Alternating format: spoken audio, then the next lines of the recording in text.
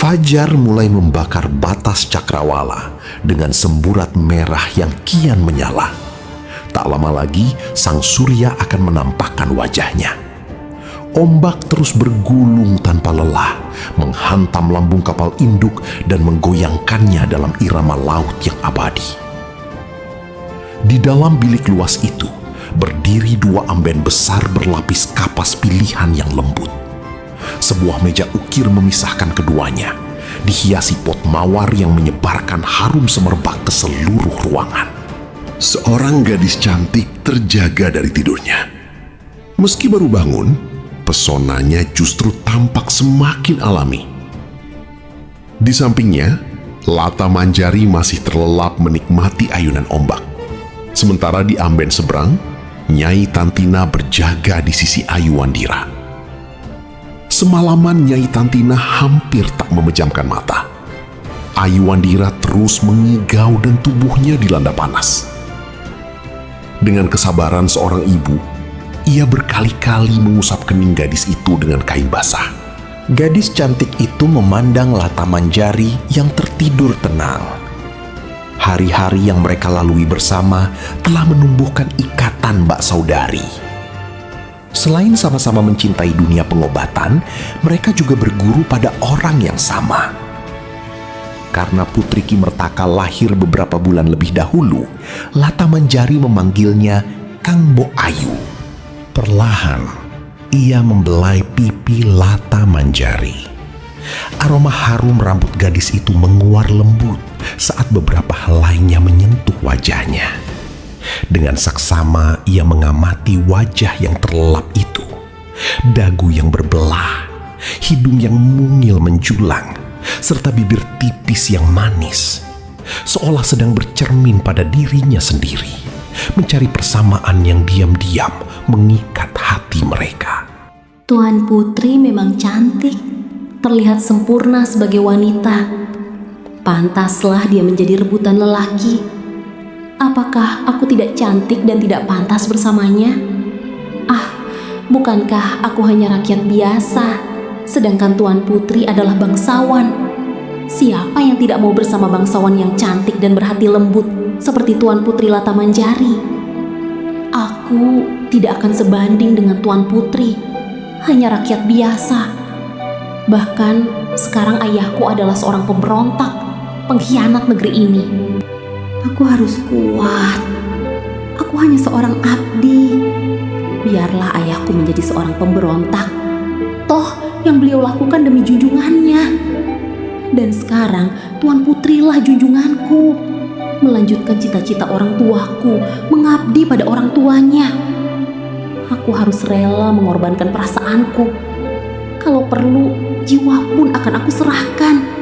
Tapi sungguh sulit menerima semuanya ini. Dari manakah aku mengawalinya lagi? Sungguh, aku kira apa yang dilakukannya adalah sesuatu yang salah aku artikan. Begitu rapuh hatiku, sehingga tidak bisa mengira jika semua itu dulu hanya sebuah permainan. Tapi, apakah dia salah? Tidak, aku yang salah. Aku yang telah menumbuhkan benih yang seharusnya tidak perlu tumbuh. Kau menangis, Kang Bo?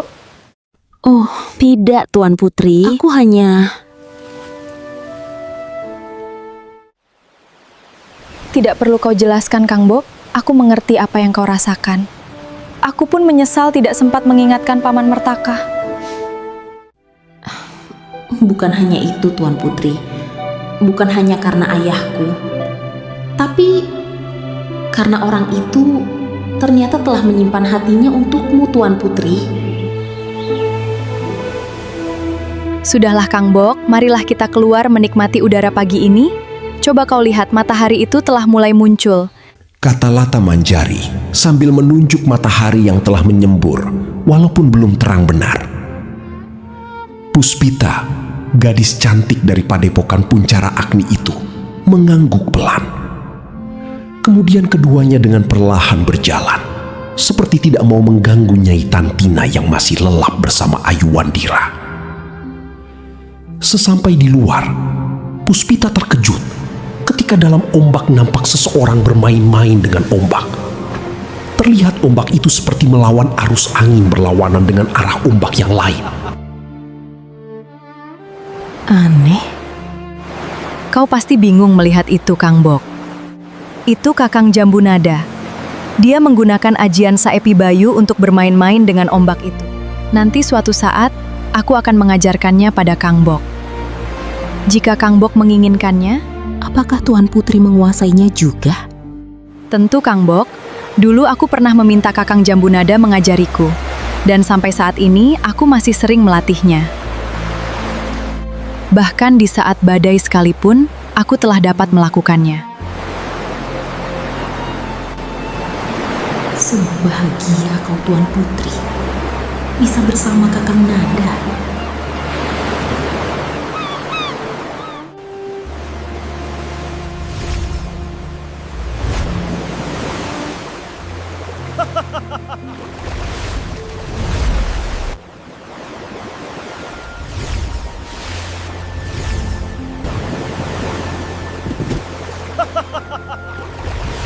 Bagaimana? Wah, sepagi ini aku sudah melihat 2 bidadari. Beruntung sekali aku bangun lebih awal. Enak saja. Kami bukan bidadarimu, Kakang. Walaupun bukan untukku, yang penting aku berdiri di depan kedua bidadari di laut ini. Hei, apakah guru gadis kecil masih bisa mandi di dalam ombak? Tentu saja. Mau lihat?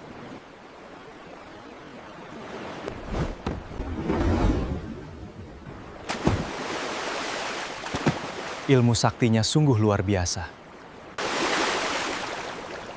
Hebat sekali ilmu kanuraganmu itu. Apakah kau mau mandi dalam ombak itu, Puspita?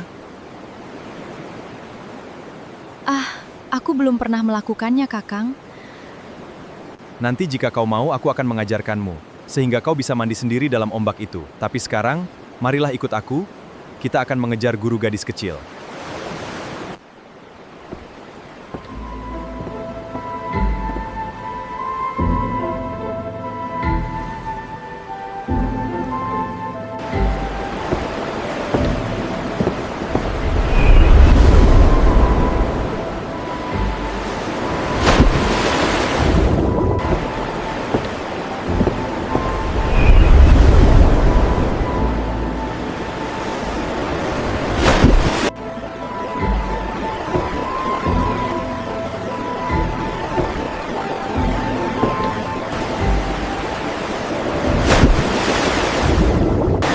Bagaimana, Kang Bo? Mengasihkan bukan mandi dalam ombak ini? Aku masih takut, Tuan Putri.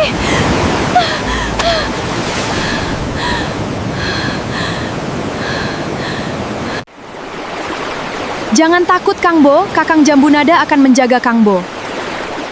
Awas saja dia kalau tidak menjagamu. Dia akan aku hukum. Guru gadis kecil, marilah kita kembali ke kapal.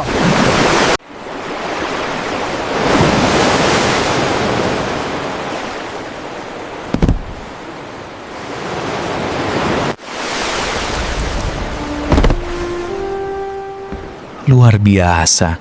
Aku yang sudah lama mengarungi laut tidak pernah melakukan apa yang kalian lakukan. Pamanda rupanya. Dari mana kau mempelajarinya, Ananda? Dari Kakang Jambu Nada, Pamanda. Oh iya, bukankah anak Mas Jambu Nada muridmu, Ananda? Pamanda, apa salahnya sesekali guru belajar pada muridnya?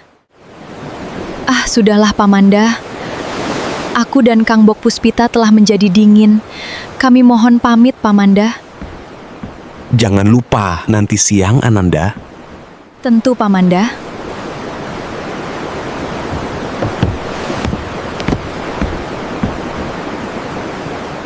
Apakah kau tidak mengganti pakaianmu, Nada? Oh ya, katakan pada ayahmu. Aku meminta beliau datang ke ruangan pertemuan. Ada beberapa hal yang akan kita bicarakan dengan senopati pasukan Ananda Lata Manjari dengan pasukanku. baik di kapal induk ini maupun dengan pemimpin kapal-kapal yang lain. Kau juga boleh ikut bersama ayahmu. Baik, Gusti. Hamba mohon diri. Silakan. Hari telah benar-benar terang ketika berkumpul pemimpin, baik di kapal induk itu sendiri maupun kapal-kapal yang lain. Duduk dengan gagah Raden Jenaka. Di sampingnya Putri Latamanjari. Kemudian dikelilingi para senopatinya, termasuk Senopati Jalayuda dan pemimpin setiap kapal. Telah hadir pula Kamandanu bersama Jambunada. Hari ini adalah di mana pasukan Majapahit telah memasuki wilayah Sadeng, walaupun belum sampai baris batas di tepi Sungai Bedadung. Dan besok dipastikan akan dimulai pertempuran. Kita semua harus sudah menjadi siap. Besok pasukan itu akan menggunakan gelar sipit urang, jadi kedua rusuk yang mendahului. Nah, untuk pasukan Ananda Latamanjari akan kami singgahkan di selatan kota Kadipaten, tepatnya di belakang pasukan Sadeng. Walaupun pasukan ini kalah jumlah dari pasukan Sadeng, namun pasukan ini akan berperan menghancurkan konsentrasi sekaligus pertahanan Sadeng. Pasukan ini tidak diketahui siapapun juga, termasuk Ayunda Prabu Ratu. Kalian bergerak sesuai dengan aba-aba dari Paman Gajah Mada, namun tetap bergerak di bawah pimpinan Ananda Latamanjari yang diapit Paman Kamandanu dan Senopati Jalayuda, serta anak Mas Jambunada menjadi penghubung antara pasukan ini dengan Paman Gajah Mada. Walaupun masih belia, aku yakin dengan keberadaan Paman Kamandanu akan membuat pasukan yang dipimpin Ananda Latamanjari akan berhasil. Tidak perlu orang tahu akan keberadaan pasukan ini. Tidak perlu kalau pasukan mereka berjasa bagi Majapahit. Tidak perlu nama mereka akan dicatat di lontar perpustakaan Majapahit. Karena aku tahu hati mereka tidak menuntut apa-apa demi negeri yang mereka cintai ini. Kami pun akan bergerak ke sisi barat, tepat di muara Sungai Bedadung. Jika kalian berhasil, maka akan memudahkan kami langsung bergerak, karena kalian akan mengarahkan pasukan Sadeng tepat pada sasaran tembak kami. Ini semua telah menjadi keputusan Paman Gajah Mada yang menjadi juru taktik pada gelar perang Sadeng ini. Raden Janaka mengakhiri penjelasannya. Meski Latamanjari masih belia dan belum pernah terjun ke medan perang, para senopati meyakini gadis itu memiliki jiwa kepemimpinan yang kuat. Karena itu, Gajah Mada menunjuk Kamandanu sebagai senopati pengapit sekaligus pembimbingnya.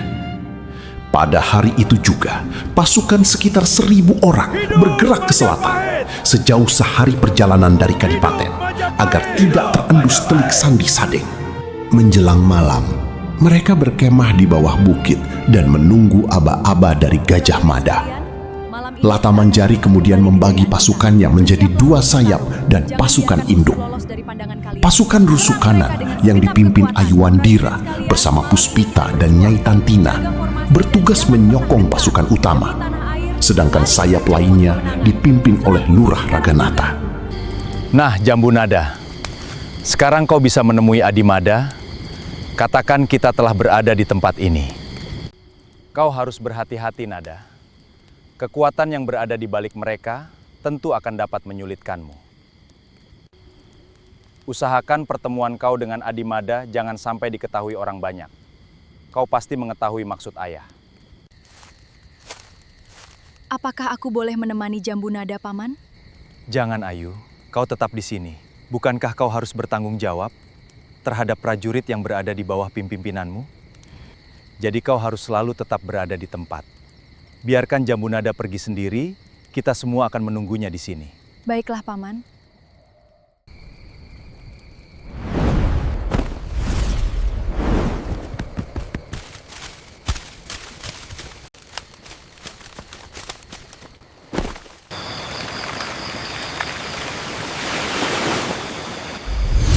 Paman datanglah ke sini. Aku menunggu Paman di sini.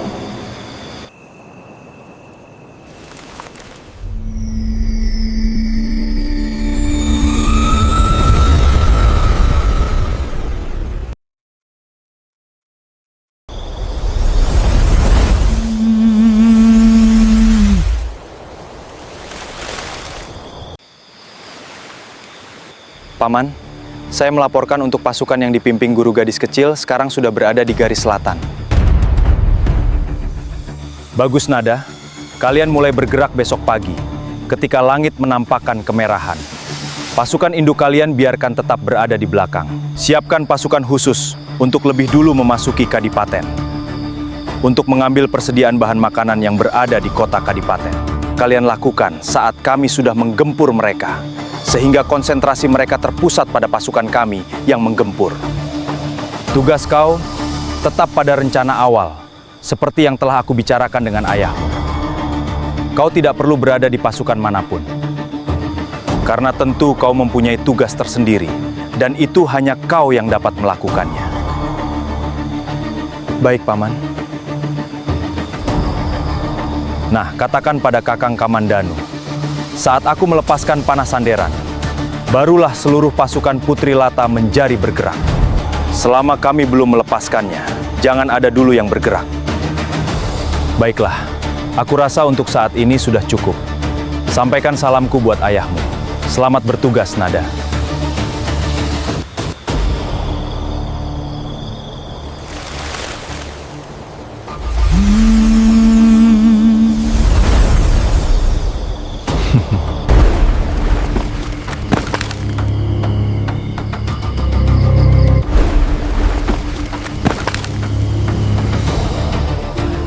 Secepat inikah mereka mulai bergerak?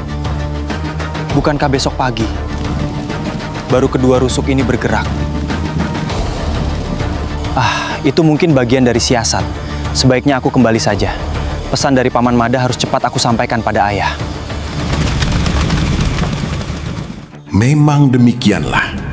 Ternyata pasukan rusuk kiri yang dipimpin Rakembar memutuskan segera bergerak menyerang setelah menerima laporan Telik Sandi bahwa kekuatan Sadeng tidak sebesar yang dikabarkan.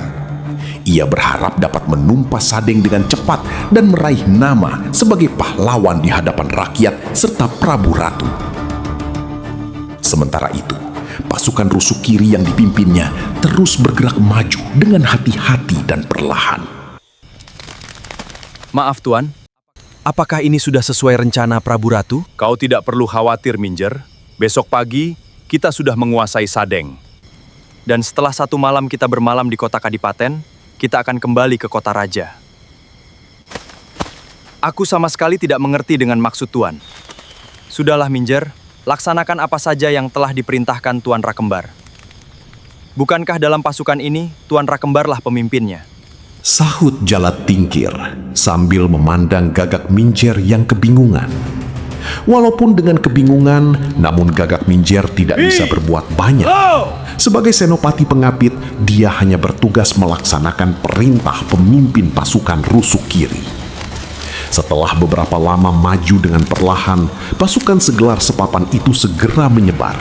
Ketika mereka mendapat syarat dari Rakembar, yang diteruskan senopati kepada lurah, kemudian pada prajurit-prajurit. Lihatlah, Minjer, kota ini sudah kita kepung. Tidak ada penjagaan yang terlalu ketat di sini. Hanya beberapa gardu saja yang terisi penuh oleh prajurit jaga. Mereka tidak menduga jika malam ini kita sudah mengepung mereka. Dan esok pagi mereka akan kaget setelah menyadari bahwa mereka telah terkepung. Tapi Tuan, apakah malam ini kita tidak akan istirahat? Tentu, kita beristirahat barang sejenak. Tapi sewaktu hari belum menjadi terang, kita harus sudah bergerak dan langsung menuju istana Kadipaten. Kita memutuskan untuk bergerak tentunya tidak dengan sembarangan, Adi Gagak Minjer. Telik Sandi pasukan kita bekerja dengan baik dan lebih tahu dari Telik Sandi manapun. Bukankah begitu, Tuan Rakembar? Baiklah, kita istirahat barang sejenak, jangan ada yang membuat perapian, dan terus awasi tempat ini. Bagaimanapun juga kita harus tetap waspada.